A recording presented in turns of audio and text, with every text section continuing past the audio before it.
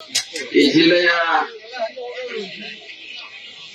ಹಳೆಯ ರಾಜಕಾರಣಿಗಳು ಬಹಳ ಅನುಭವಿಗಳು ತಮ್ಮದೇ ಅಂತ ಸೇವೆ ಮಾಡುವ ಮೂಲಕ ಬಿಜಾಪುರ ಮತ್ತು ಬಾಗಲಕೋಟೆ ಜಿಲ್ಲೆಯಲ್ಲಿ ತಮ್ಮದೇ ಅಂತ ಛಾಪು ಮೂಡಿಸುವಂತ ಪ್ರಯತ್ನ HY ಭೇಟಿ ಅವರು ಮಾಡಿದ್ರು. ಇವತ್ತು ಅವರೆಲ್ಲ ಬಿಟ್ಟು ಹೋಗಿದ್ರು ಕೂಡ ಅವರ ಹಿರಿತನ, ಅವರು ಮಾಡಿರುವಂತ ಸಮಾಜ ಸೇವೆ, ಅಭಿವೃದ್ಧಿ ಕಾರ್ಯಗಳು ಕೂಡ ನನ್ನ ಮುಂದೆ ಯಾವಾಗಲೂ ಇದ್ದೇ ಇರ್ತದೆ ಅನ್ನೋ ಮಾತನ್ನ ಹೇಳುತ್ತಾ,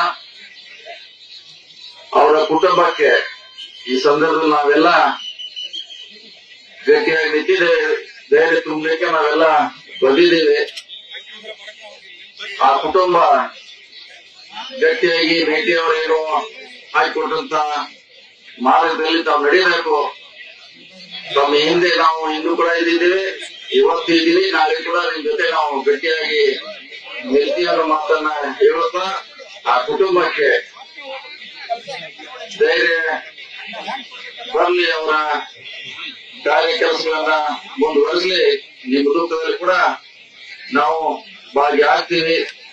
ಮುಂದಿನ ದಿನಗಳಲ್ಲಿ ಜೊತೆ ನಾವು ಭೇಟಿಯಾಗಿ ನಿಲ್ತೀವಿ ಅನ್ನೋ ಮಾತು ಹೇಳಿ ನಮ್ಮ ಮಾತು ಮುಗಿಸಲು